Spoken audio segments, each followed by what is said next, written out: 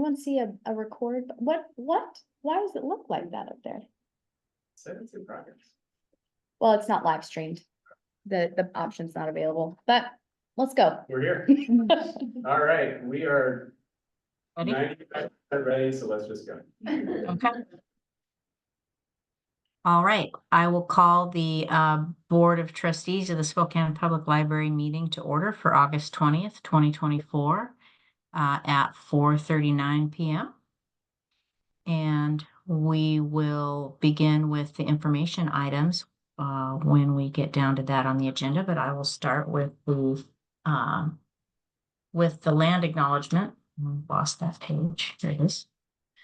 All the Spokane Public Library buildings sit on the traditional homelands of the 4 bands of the Spokane Tribe of Indians: Upper Band, Middle Band, Lower Band, and Chewelah Band. Since time immemorial, the Spokane Tribe of Indians have lived and cared for these grounds, identifying themselves as flesh of the earth. We pay our respects to their elders, past, present, and emerging. We show our gratitude for the land, river, and peoples who have been fishing, hunting, harvesting, and gathering here for generations. May we learn from one another's stories so that we may nurture the relationship of the people of the Spokane tribe and to all those who share this land. All right, if there are any visitors in the room, that they need to sign in at the door, and there also is a place to sign up for public comment, which will occur at the end of the meeting if there is anyone who wants to sign up. And as I mentioned, we're going to skip over the action items until we have a quorum of board members here. So we will, if there's the change I'm proposing to the adoption is that we'll start with the financial report until Shelby joins us. Oh, and there she is. So maybe we won't have to change the agenda. Any other agenda changes that we need to be considering? None from us. Okay. All right, Shelby, are you there? Can you hear us?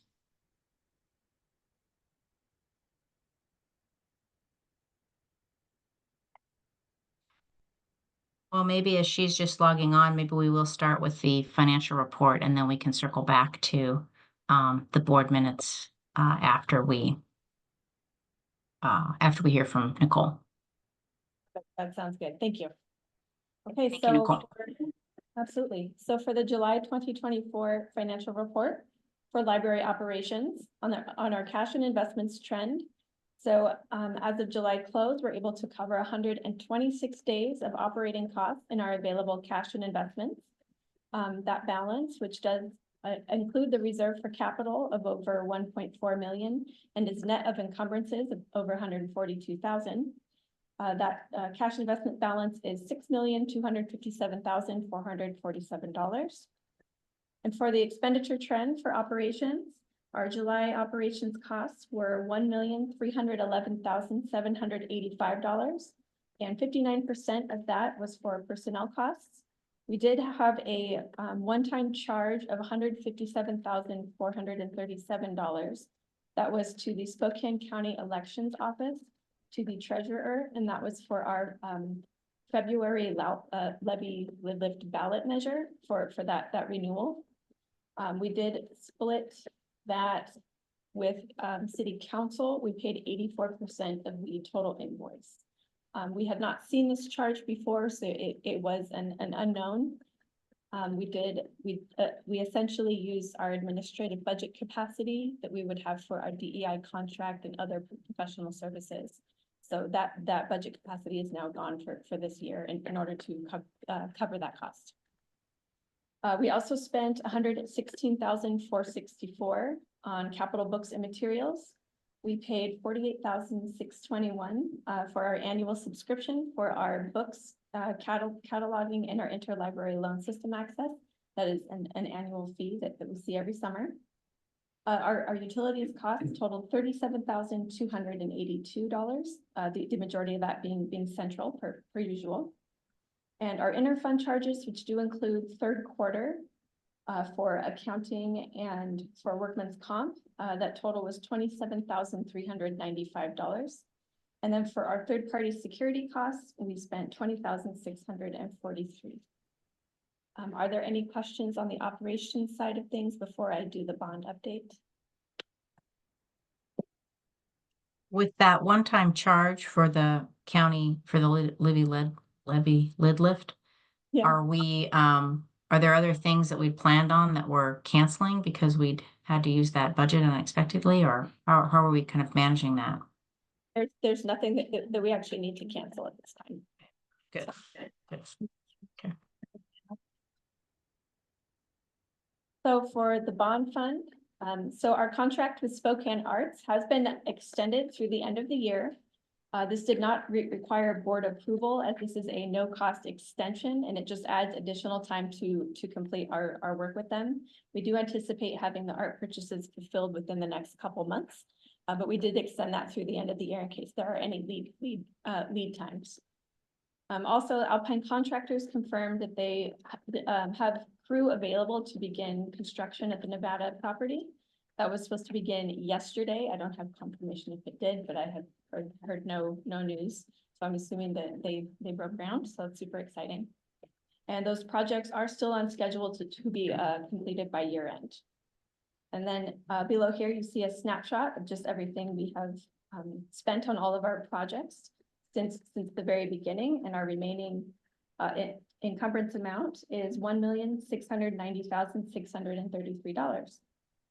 And then for business office updates, so Andrew Chance and we met with the finance committee recently, as well as individual trustees to discuss our 2025 budget strategy. We're bringing that information forward to today for board to review. It's going to be information only, so we are not adopting it. In years past, we would do it all in 1 month, but we're just trying to be more reactive to our meetings with mayor's office as those happen. So we'll be going over that later in this meeting. And then I just wanted to give a shout out to the business office team, a little update. Laura Rickson, our accounting specialist, she did undergo some medical procedures over the last month. Nothing major, but in her healing, the team, Minnie Kwong, our senior accountant, and Minda Roberts, our other accounting specialist, really stepped up and helped her. They did some cross training and did some invoice entry and picked up a lot of that extra work so that she has the ability to heal and not stress about things being late. So I just want to thank my team for their awesome teamwork that they always show.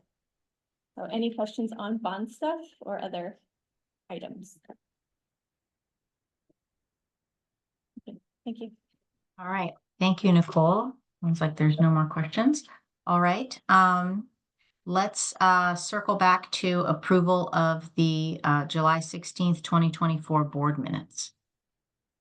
I'd entertain a motion to approve those. I move to approve the minutes from Tuesday, July 16th, 2024. All right. I second that. All right. It's been moved and seconded. All in favor? Aye. Aye. All right. Motion passes. And then the next item for approval is the July 2024 bills and contributions. Can we get a motion for that? I move to approve the July 2024 bills and contributions. Typically, we list the amount of so in $1,333,164.96. So motion will include that. Okay, can I get a second? I second that motion. Okay, it's been moved and seconded. All in favor? Aye. Aye. All right. Motion passes, and we did the financial report. So now we're ready for the chairman's report. Mr. Stokes is not here, so I'm thinking he probably doesn't have a report tonight. And so we will do the library executive director report. Andrew? Thank you. We were recently awarded a pretty big allocation in the city of Spokane from the EPA to help prepare us for more resiliency in the climate crisis. We will be part of that grant. This is funding through the Inflation Reduction Act. And as part of that, as well as a couple of community centers, we will be receiving funding to equip the Central Library and Liberty Park Library with solar infrastructure and backup battery generators, so we can be more of a resilient center for the community. So more info on that as we figure out the process. It's something that we applied back in, I believe, January, February, and was we were just awarded in the past month. There's also been a couple of newspaper articles and news stories about that as well. So really great amount of money coming into the community as part of that. As requested by the mayor's office, we met with Priority Spokane to discuss future additional roles for the library in early childhood education. So that was a great conversation we had with them, and we are putting together a proposal of how we might fit into that ecosystem in a different way. I also recorded a podcast with Family Promise on the role of public libraries and services to unhoused individuals that should go live or on the air at the end of this month. It's a series that they do monthly called On the Corner of Homelessness and ... Fill in your institution, library, obviously. Also met with the new dean of the Gonzaga Spoli Library and Spokane's director of emergency management. One to touch base on the EPA grant with the director of emergency management, and for the Foley Library, just engaging the new dean to see what sort of partnership we might be able to forge for the future. Our July star went to Jules. Jules was really essential in the work behind digitizing the African American voice. This is a local historical newspaper, and the amount of meticulous work that Jules needed to put in to get this project off the ground was admirable, from metadata to meticulous scanning and just overall quality control work. Really appreciate Jules' effort with that. Looking towards the future, we are right in the middle of our first stages for building towards Vision 2030. That Vision 2025 will be expiring at the end of next year. So right now we're focusing on staff input through some survey work, and we'll be collecting data and building a draft plan along with staff, and then community work will happen more in 2025 with different stakeholders and public surveying as well.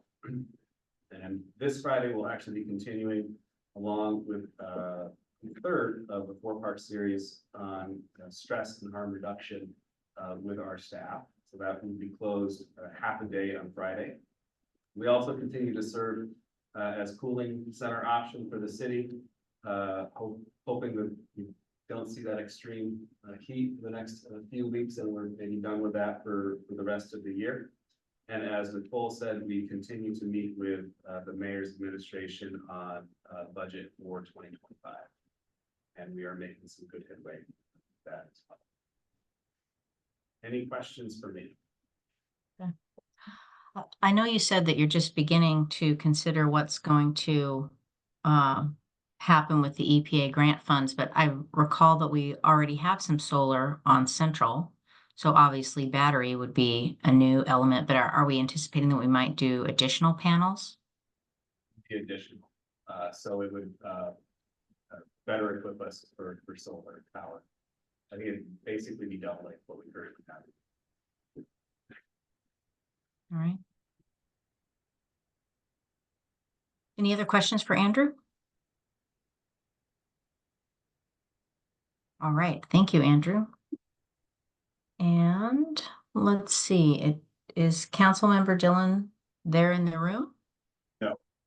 I don't see him online. Okay, so we will skip the council liaison report, and now we have the communications report with Amanda. Hi, everyone.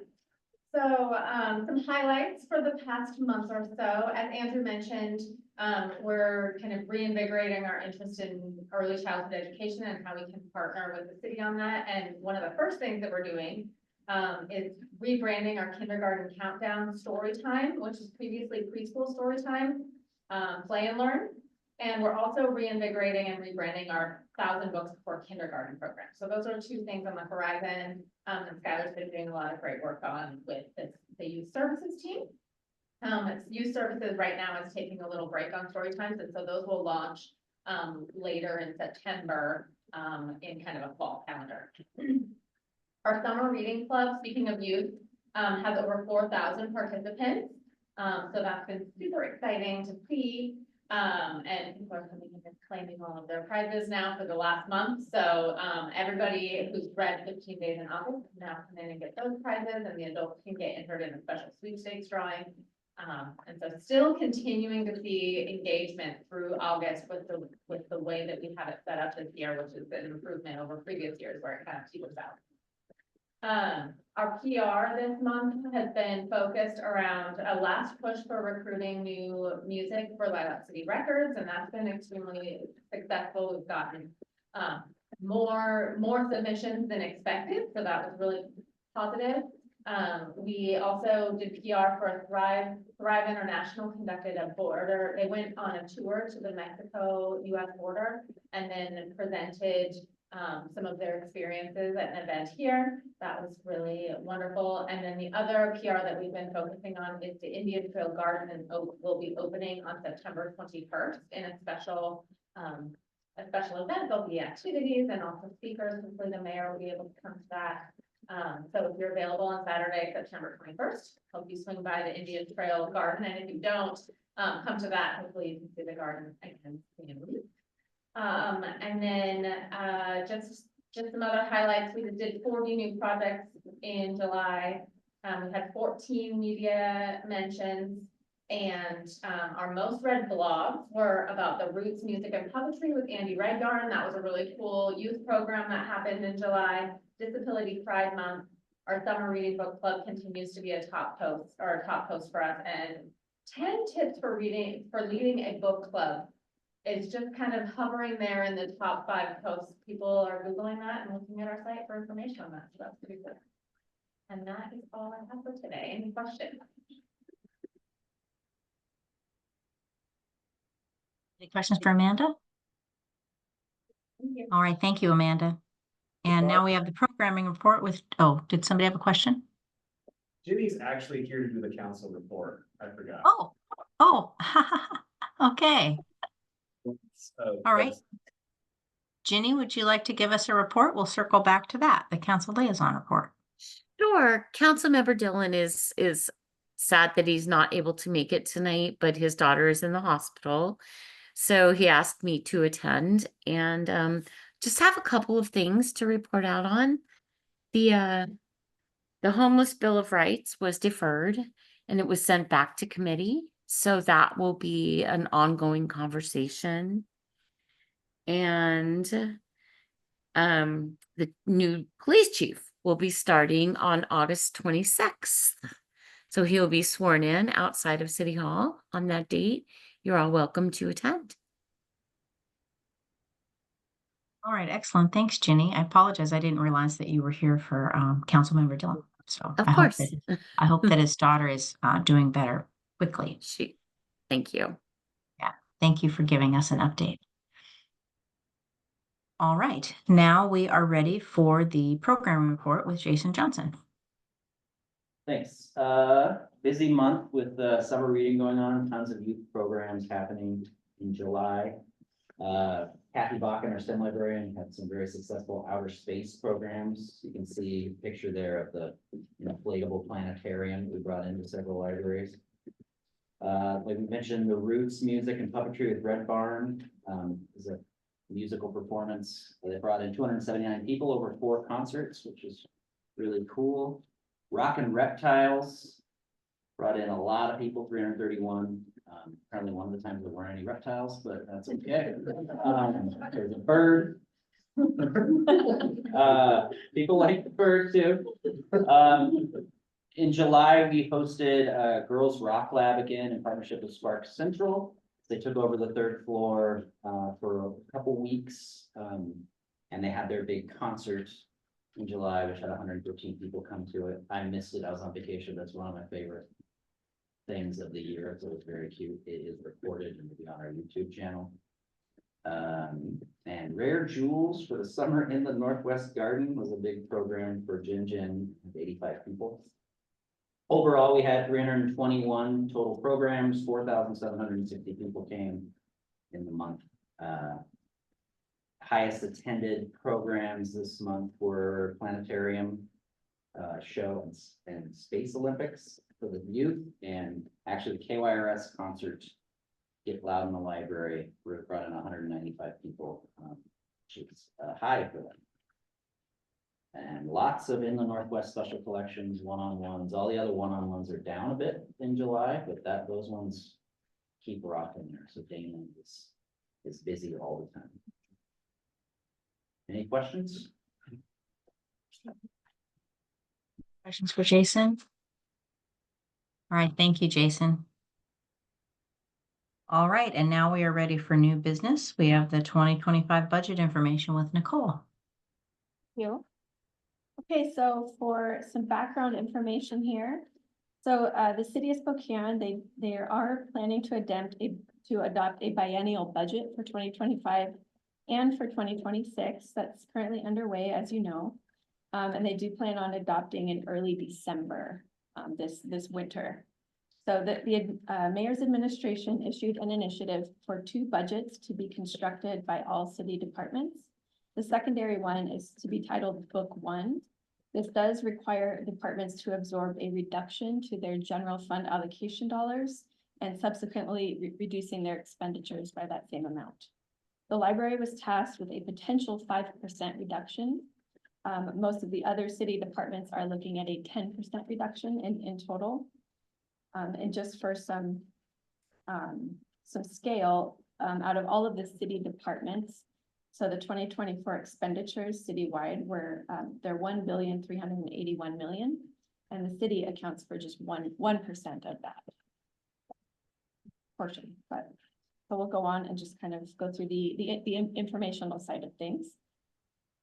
Again, so we're just going to be adopting the 2025 budget for this year, even though the 2026 was entered into the system, and it's what the city will be adopting on their side of things.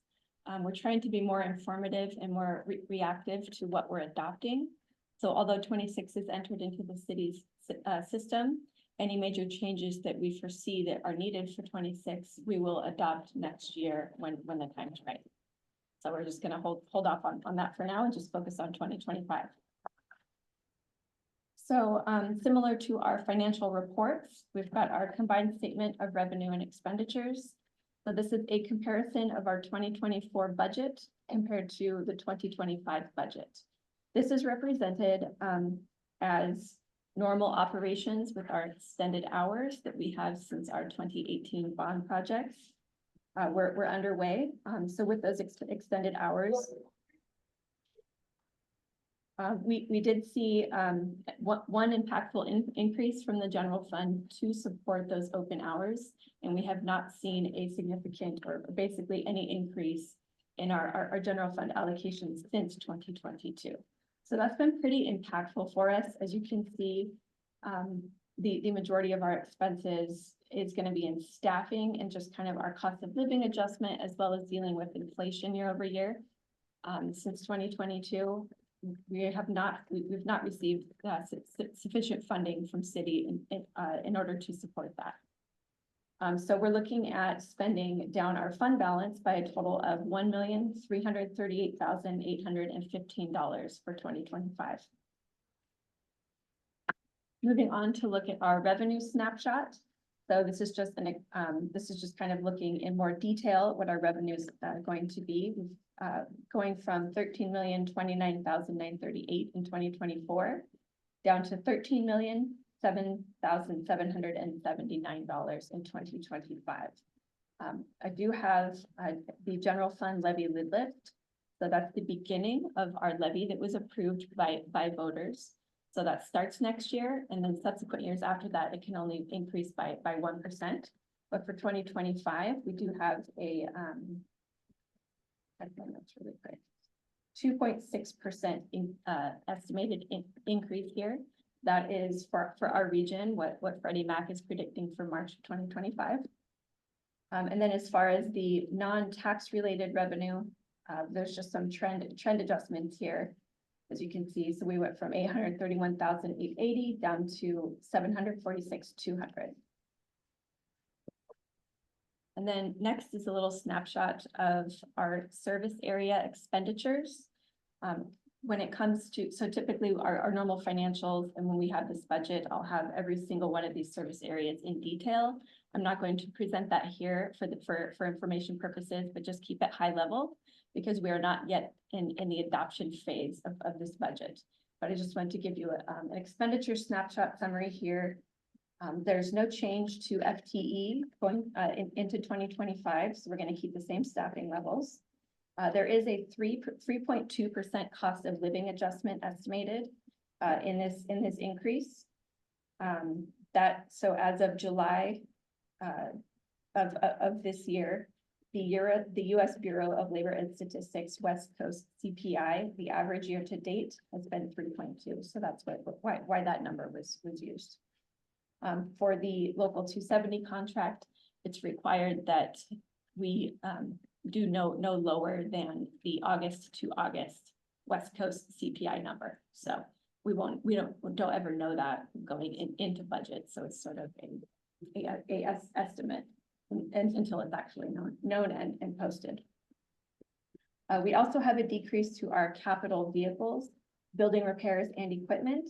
So basically, for our policy, anything that's over $5,000 must be capitalized. So we're just looking at trend adjustments with those. There's not a lot of building improvements or large equipment purchases because a lot of that was purchased with bond project dollars. So having said that, we will go once we do bring this forward to the board for formal adoption. There will also be a subsequent agenda item called Resolution 2024-1. So this is going to be the secondary Book 1 budget that the mayor's office has tasked us with finding. So on this next page, here's just a snapshot of what those items look like, where we can see some cost savings over the next 2 years. I just for the sake to bring it up, we did look just to do the exercise because almost 70% of our costs in staffing. We did look at what a reduction of hours might look like and what that reduction in staff looks like.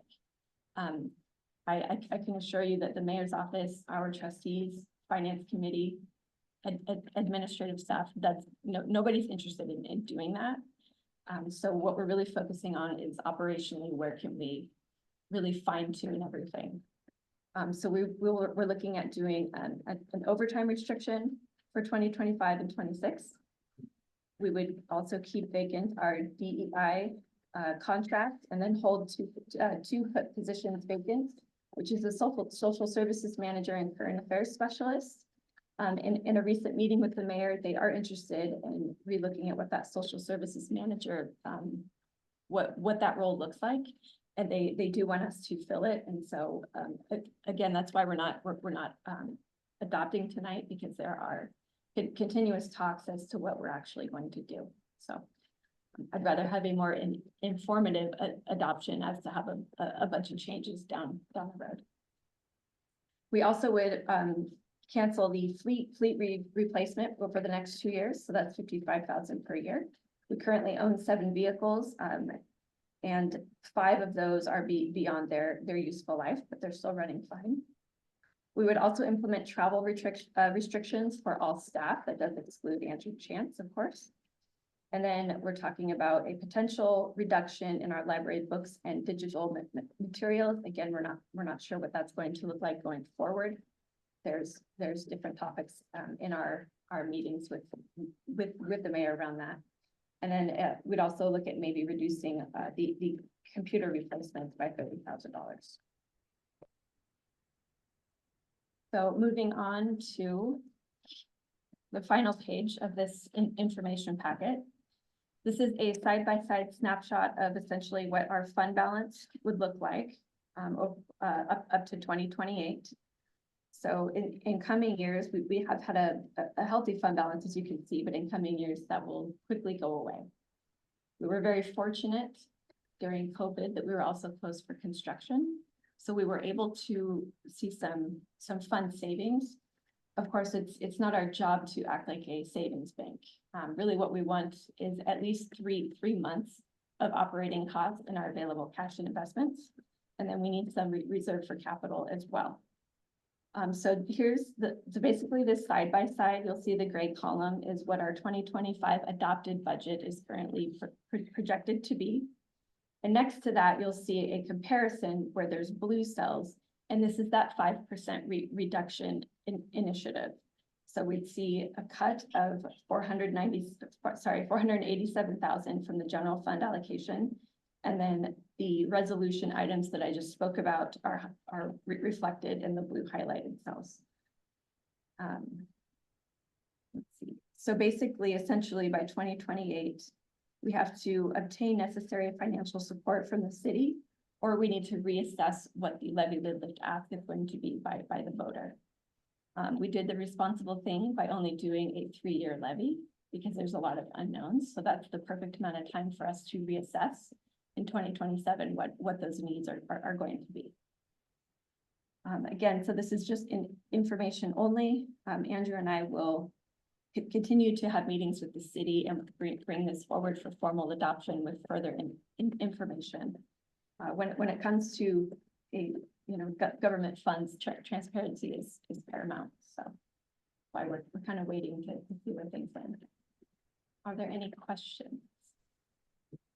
My primary question is, so given ongoing conversations with the mayor's office and administration, what is our internal deadline for adopting our 2025?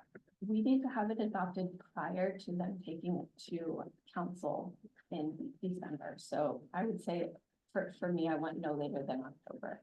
We could do November, but that's pushing it. We need to adopt that October. Okay, so before the vote, the citywide vote. Yes. Exactly. Which is why we will have that subsequent agenda item, which is those resolution items that we can incorporate into our budget savings should the outcome be that 5% cut. I just want to clarify. I'm sorry, was I talking over somebody? You're good. I just want to clarify, so that book 1 column, like the personnel, the reduction in personnel, that's from holding those positions open, but then now we've got this new information from the city, so that includes holding the social services position open, but we're probably going to go back on that because of the conversations with the city. Am I on the right track? You're correct. All right, well, you're doing a great job navigating the new requirements from the city, so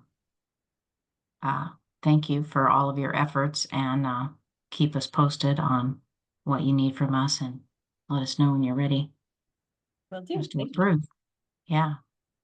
All right, any other questions for Nicole on the budget? All right. I think we are ready now to move on to 13B Folio with Tara Newman. I'm thrilled to pass this presentation on over to Jody Malloy, who is the Community Technology Manager for SPL. To give you some heads up, we've been working with Folio now for many years. With new board members, we wanted to kind of be able to give you an idea of what Folio is, why we have it, and some of the really cool innovative stuff that's happening. So, Joey, all you. Laura, can you see the slides? I cannot. Okay, you can close the slides, Selena. No. I'll do a bullet pointed update. You guys make me feel ten. Okay, what about now? Can now, yes. Sharing it. All right, I'll do a mix and match. How about that? So, I got to use the phone and if you guys are okay with that too.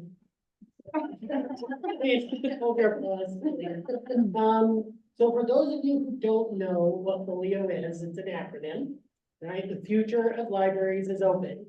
And some of you have heard me give this speech a few times, but for those who are new to the environment or new to the product, or perhaps listening at home, all of you, that's what Folio stands for. So Folio is an open source product that has been accepted by the Library of Congress for its future ILS. We pioneered that field. In addition to being the first ones to do it. We have received recognition from the, I'm sorry, I'm totally wrong with this. And I apologize, I got caught off guard. All right, Leah, I'm gonna have to go to the notes. I'm sorry. Here I thought I was gonna be good. You're doing great. Well, Yeah, thank doing you. wonderful. Thank you. Yeah. Deep breath on my center here. So, when we migrated to Folio in 2001, there were less than 20 libraries that were using Folio. And since that time, there's well over 100. So we've seen massive growth in the community since that time with a lot of big names. Can you go to the next slide? Mhm. During migration, we set out with a very simple, oh, I'm sorry, last one. A very simple goal of making it work for Spokane, just make it work. And since that time, our goal has shifted to make Folio work for any and all public libraries of any size, large or small. And so for those of you who know me, know that I could probably go on for hours about all the things that we've achieved and everything, and the impact that it's had, but I want to focus primarily on what we're working on right now. I think that's a better use of your time. So a notable problem with library software, of course, is that it's slow to change, if it changes at all. And so most public libraries don't have the funding necessary to hire developers and build an application that they're looking for. So while Folio was conceived to be developed quickly and easily, some contend that it still takes too long or that it's missing all the features that we come to expect. However, even with our limited resources here in Spokane, we were able to develop tools suited to our needs for the benefit of all public libraries looking to adopt Folio. So what this did is it got recognition from the Washington State Library to help partially fund a third developer who Washington State Library trusting that what we were going to work on was going to benefit Washington libraries for future generations. What this also provides, so we're currently working on an application with this developer funding to build a reporting application for Folio that can be used by any Folio library and serve our unique needs at our institution. More importantly is that it proves that Folio can be developed by low cost, rapid development. That means that smaller or underfunded or underserved libraries can benefit from Folio's ecosystem. We'll be attending a Folio conference where we will be showcasing this application to all of the developers in the community. In addition to that, I'll be sitting on a panelist discussion at the conference, offering insight into how we do our Folio upgrades and streamline. Believe it or not, some of our staff might not agree that our Folio upgrades are streamlined, but comparatively to other organizations, most people are shocked with how smooth ours goes. So that's kind of interesting to know. Next slide. So,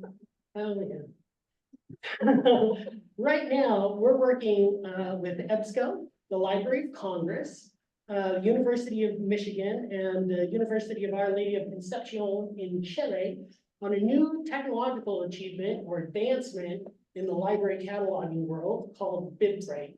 We're using linked data and with it authority control. Now, there's lots of details that we could go into, but this is the future of library cataloging, and Spokane Public Library stands at the forefront of that. In addition, something very exciting that everybody has been looking forward to is title level requests. Deep sigh, deep breath, I mean, of joy, excitement. Title level request, of course, is placing a request on Harry Potter as opposed to the copy of Harry Potter at South. Where you can just say, I want this book, and I don't care where it comes from. This, we have invested a lot of development time over the last 3 months.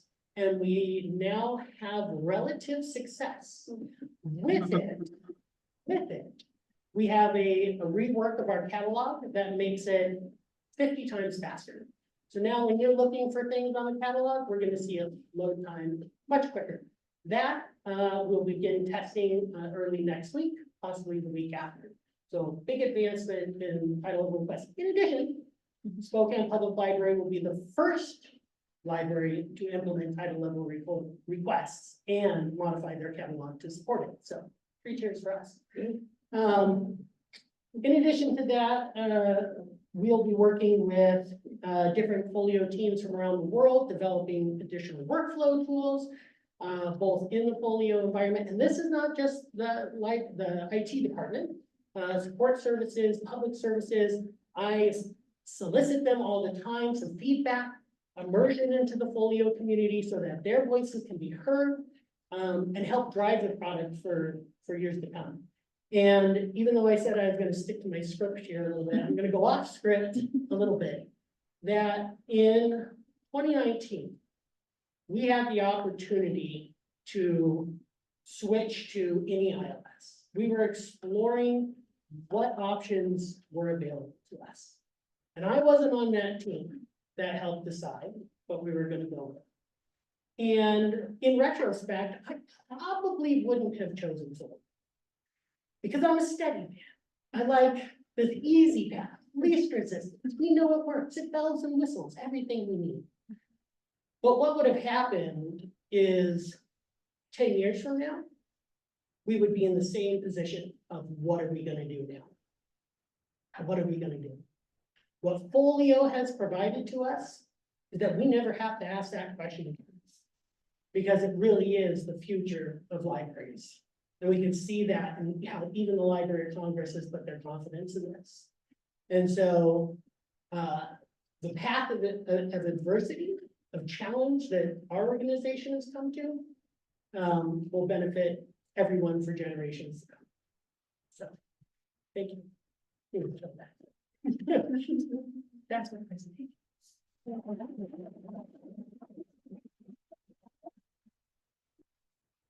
Any questions for Jody?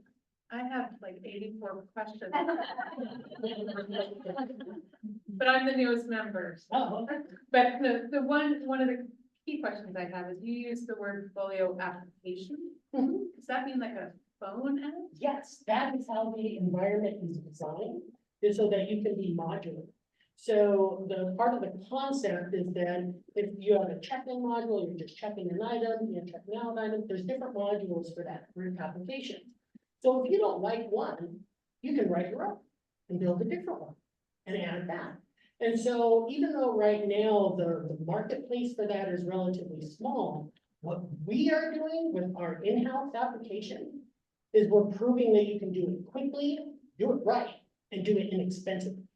And so the idea is that even smaller libraries who don't have even as much funding as we do would be able to develop their own applications in the Folio environment. So this ILS, this library management system, whatever acronym you want to use, is going to constantly evolve and be improved on. And because all of that is open source, you might find something that someone else has done and say, well, I like that, but I want to make this kind of better. And so we can take that and improve on it and share it back to the community. In addition to that, there is an avenue for for-profit development to make their way into the product marketplace. And what that does is it does promote growth and innovation, even if there's financial implications tied to that. It drives innovation into the product. But no one is ever going to be required to have it. So. Okay. And will there, do you envision a phone app that will be able to have? Yes, I do envision that. Okay. Yeah. I do hear people ask about that. Yes, absolutely. Okay, thank you. So some context just for the trustees, I I've been part of many different ILSs. And what Joey was referring to is this lack of development is you would put a request in. They'd say, that's nice. And you would wait years and years and years, and maybe they're still not done. And the ILS that we were on, they weren't even developing. So we were very much behind static. This is just a huge leap forward. And gosh, we can't wait 13 hours. Yes. That'd be great. Yeah. Thank you. Yeah, you're welcome. And when in the future, if I do additional updates, I will try and do the bullet points. So, thank you. We like a presentation, Joey. I am. Oh, excellent. Okay, I think we are ready for our last new business item, which is Let's Explore Spokane video series. Mason. Hi. I'm gonna stay where I am. My name is Mason. I'm one of the 5 youth programming librarians. I'm the environmental education specialist. I'm gonna tell you about our new video series, Let's Explore Spokane. This is an idea, while the slides are coming up. This is an idea I came up with a number of years ago, even before I came to the Spokane Library. I wanted to start a children's media project. A little over a year ago, I pitched it to Jason, who gave me permission to pursue it. I have worked on this project with Ryan Tucker, our video specialist, and a little bit of help from Andy Rumsey as well, our music education specialist. It's a series of educational videos for children around the 3rd grade level. They're usually around 7 to 8 minutes long. We've created 2 videos so far, and we have plans for 4 more. Next slide, please. These videos are inspired by the question, how does my community work? This is an innate curiosity that many children already exhibit, and we're capitalizing on that interest and showcasing a world that is interesting, fascinating, and full of possibility. I am inspired by children's media icons Fred Rogers and LeVar Burton, who I feel both showcase an honest view of the world that was still heartfelt and sensitive towards the emotional state of the child. Children deserve to know the reality of the world, but they need to learn about that in an environment that feels safe and hopeful. There's a few reasons why I feel this is I want to stay on this slide. Okay, sorry. I thought I was really on it. I was how we were in sync, but Almost. yeah. We'll get there.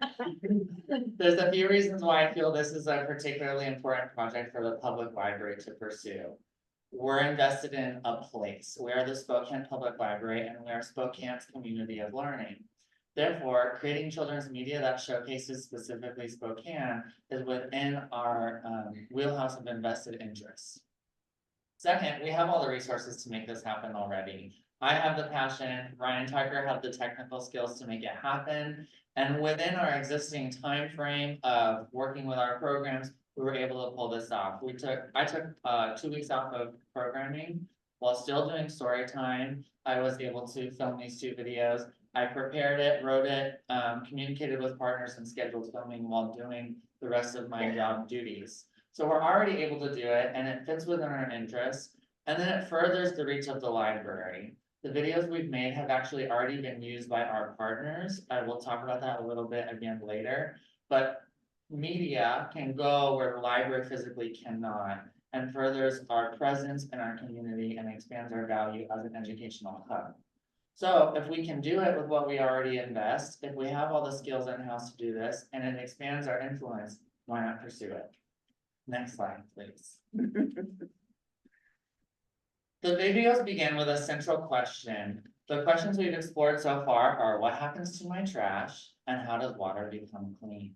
We ask the question in real world context where it matters. For example, picking up litter in people's park, we're backing it, we're asking, now that I've picked up this pollution, what's gonna happen to it next so that it no longer pollutes the world? Or we're sitting by the Spokane River, admiring how clean and clear it appears, and asking, how do we keep this water clean? From there, we travel to the library to begin our theoretical exploration. Using library resources like books or other materials, we begin to answer the question, But to learn more, we have to go out into the community. Next slide, please. I like to call this section, which is the bulk of most videos, look for the helpers. This is a Fred Rogers logic. When the world feels particularly scary, we look for the helpers. In the 2 videos we filmed in May, we visited with landfill technicians who are monitoring pollution from landfills. We visited wastewater engineers and solid waste experts. The benefit of doing this is we're showcasing real people in Spokane who are skilled and knowledgeable and cooperative in addressing real issues. So while a child is learning about something like pollution, they're also seeing the solution and the people who make that possible. This is critical because some of these topics can be scary. And we know that fear and shame are not ideal for the development of children's minds. So showing them real problems while simultaneously showing them real solutions creates a safe environment where things still feel possible and hopeful. So these 2 videos we've done so far have been about wastewater and solid waste. The county solid waste department is already using the video we made with them for their own educational efforts. And let's move to the next slide. Looking forward, the 4 next videos we have planned in September, we will be making 3. The first is how does voting work? We already have scheduled filming dates with the Spokane County Auditor's Office where we will see how ballots are printed, sent out, verified, and tabulated. We're going to be filming with both master composters and the industrial compost facility Bartech to look at how compost is made and what it is. We're going to work with the Parks Department to look at how parks get designed and then cared for. And in January, we hope to film with Scraps to look at who takes care of animals. Those are our next 4 videos we have planned, and we hope to make more than that. Next slide, please. So I've touched on this a little bit already, but I like to spend a lot of time in the big picture. That helps keep me motivated for the work I do here at the library. So why this is important could fill up a lot of time, but first and foremost, this helps create an honest and hopeful view of the world, and that's critical for young children. I don't need to explain to all of you the dangers of the world we live in and how precarious our future can feel. We need this generation of leaders to grow up feeling empowered, to ask questions about what's working and what's not, and to fix what needs to be fixed. This also shows the invisible work of managing a community, and many of us grow up not knowing those things. We can come to adulthood not knowing where our trash goes, not knowing how we get clean water, and not knowing how voting works. So this is sure aimed at children, but a lot of the work we're doing is actually educating their parents, which is County Youth Services in a nutshell. This also inspires next generation leaders by demonstrating the potential that exists in the world. That's kind of summarized in our theme song that Andy Rumsey worked with me to make. The lyrics of that are, "The world's so big and the options are endless. Let's explore Spokane." And finally, this affirms the library as a learning hub. Like I said earlier, our videos that we've made are already being used by the partners who are featured in them. The Solid Waste Department of Spokane City and County is playing our solid waste video for all tours of the waste energy plant for kids. That means every homeschool group, every family, every public school tour is seeing the library as the nexus of learning and sees the library as where curiosity begins before traveling out to the community. So this has been a passion project of mine for a long time. I have a lot of enthusiasm for it. I'm very grateful to Jason for giving me the permission to pursue it. And I want to keep going. Next slide, please. So you should watch the videos yourself. You can scan the QR code if you want to see them. And if you have ideas for future topics that are community or infrastructure related, please send them to me. So I'm open to new ideas. Or if you have connections that would want to be part of a video, I would love to hear that. And if you have any questions, I'll answer those now.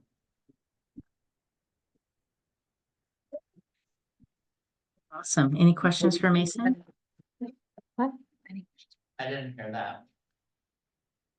Say that again? Any questions for Mason? Oh, Okay, Mason, I have like 84 questions. Number one. So one of the, I have, well, 2 questions I'd like to just ask or talk with you. One is, The Illander recently did, that you probably saw it, that showed certain things in the city work, including, I think it was the sewage treatment plant. And so it seems to go right in line with sort of your, how does the city work? And and if you haven't seen it, I encourage you, it was in the last like 2 months, I think, that they did it, and if you haven't seen it, take a look, and I would just wonder if there's possibly some interesting partnership there, particularly because you said that while these videos are aimed at children, there's a lot of adult learning that goes on there, which I completely. So that's one thing just to subject. The other one is just in terms of a topic I'm wondering about, growing food. Yes, Yeah, I would love to do one with community gardens and the farmers market. yeah, Those are both for springtime. yeah, yes, thank you. These are really interesting. I appreciate it.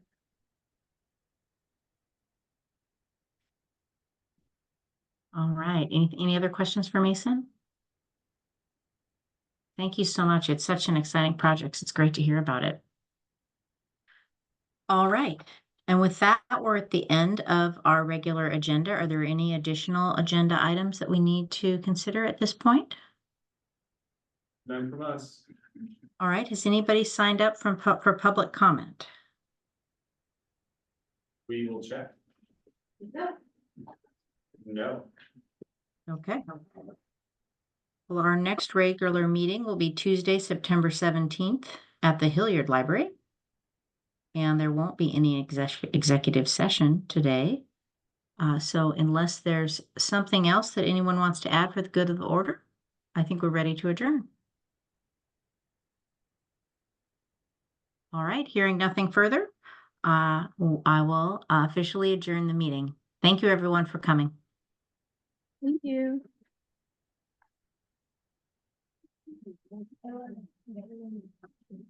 Good job, Nancy.